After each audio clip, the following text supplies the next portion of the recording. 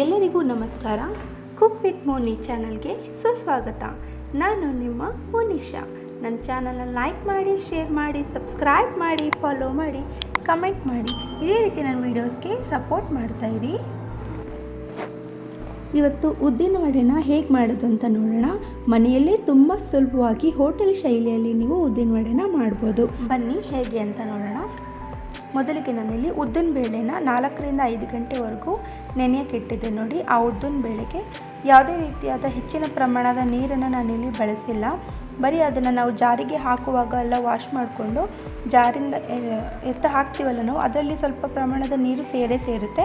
ಅಷ್ಟೇ ನೀರಿನ ಬಳಕೆಯಿಂದ ನಾನಿಲ್ಲಿ ಗಟ್ಟಿಯಾಗಿ ನೋಡಿ ಹಿಟ್ಟನ್ನು ರುಬ್ಕೊಂಡು ಇಟ್ಕೊಂಡಿದ್ದೀನಿ. ಇದಕ್ಕೆ ನಾನು ಕಟ್ ಮಾಡಿರುವಂಥ ತೆಂಗಿನಕಾಯಿನ ಸೇರಿಸ್ತಾ ಇದ್ದೀನಿ. ಮತ್ತು ಕರಿಬೇವಿನ ಎಲೆಗಳನ್ನು ಸಹ ಕಟ್ ಮಾಡಿ ಹಾಕಿದ್ದೀನಿ.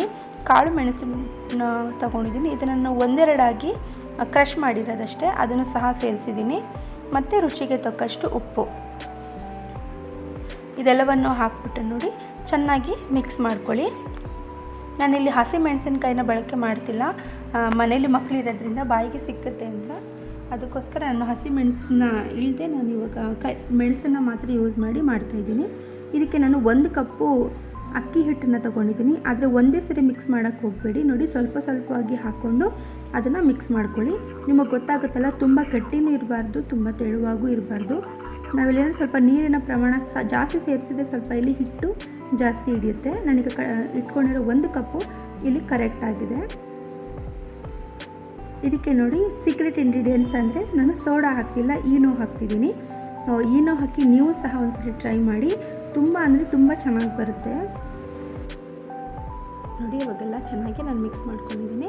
ಇವಾಗ ಎಣ್ಣೆನೂ ಕಾಯಕ್ಕಿಟ್ಟಿದ್ದೀನಿ.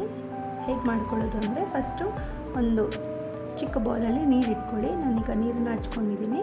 ಅದಾದಮೇಲೆ ನೋಡಿ, ನಿಮ್ಮ ಕೈಯಲ್ಲಿ ಸಣ್ಣ ಗಾತ್ರದ ಒಂದು ಹಿಟ್ಟನ್ನು ಬಾಲ್ ಥರ ತೊಗೊಳ್ಳಿ. ಇದಕ್ಕೆ ನೋಡಿ, ಸಣ್ಣ ಗಾತ್ರದ ಒಂದು ಅಲ್ಲಿ ಹೋಲನ್ನು ಮಾಡಿ ನೀವು ಅದನ್ನು ಎಣ್ಣೆಗೆ ಹಾಕಬೇಕು.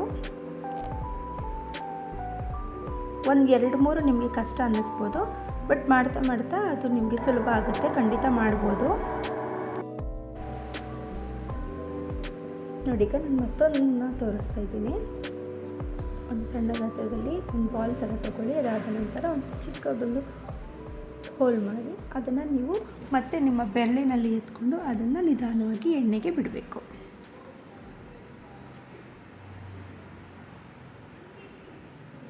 ಇದಕ್ಕೆ ಕೆಲವರು ಈಗ ರೆಡಿ ಬಂದಿದೆ ಅಂತ ಮಿಷಿನ್ಸ್ ಎಲ್ಲ ಯೂಸ್ ಮಾಡ್ತಾರೆ.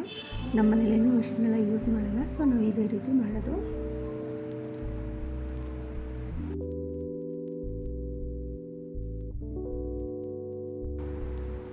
ನೋಡಿ, ಎಣ್ಣೆಗೆ ಹಾಕಿದ ತಕ್ಷಣ ಎಷ್ಟು ಬೇಗ ಅದು ಮೇಲ್ಗಡೆ ಬರ್ತಾ ಇದೆ ಅಂತ. ಅದರ ಗಾತ್ರನೂ ಸಹ ಜಾಸ್ತಿ ಆಗ್ತಾಯಿದೆ.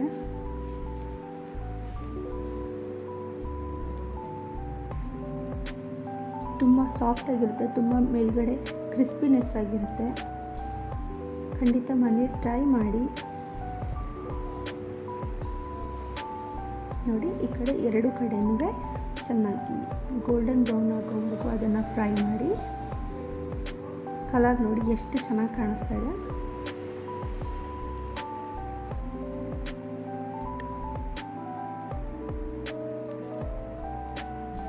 ನೋಡಿ, ಇವಾಗ ಆಗಿದೆ. ನಾನು ಇದನ್ನೆಲ್ಲನೂ ಒಂದು ಪ್ಲೇಟ್ಗೆ ತೆಗೆದಿಡ್ತಾ ಇದ್ದೀನಿ.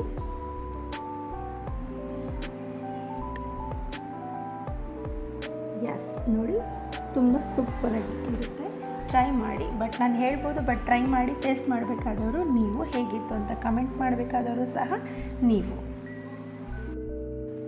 ನನ್ನ ಚಾನಲ್ನ ಲೈಕ್ ಮಾಡಿ, ಶೇರ್ ಮಾಡಿ, ಸಬ್ಸ್ಕ್ರೈಬ್ ಮಾಡಿ, ಫಾಲೋ ಮಾಡಿ, ಕಮೆಂಟ್ಸ್ ಮಾಡಿ. ಇದೇ ರೀತಿ ನನ್ನ ವೀಡಿಯೋಸ್ಗೆ ಸಪೋರ್ಟ್ ಮಾಡ್ತಾಯಿರಿ. ನಾನು ನಿಮ್ಮ ಮನೆಯ ಹುಡುಗಿ ಮೋನಿಶಾ. ನಮಸ್ಕಾರ.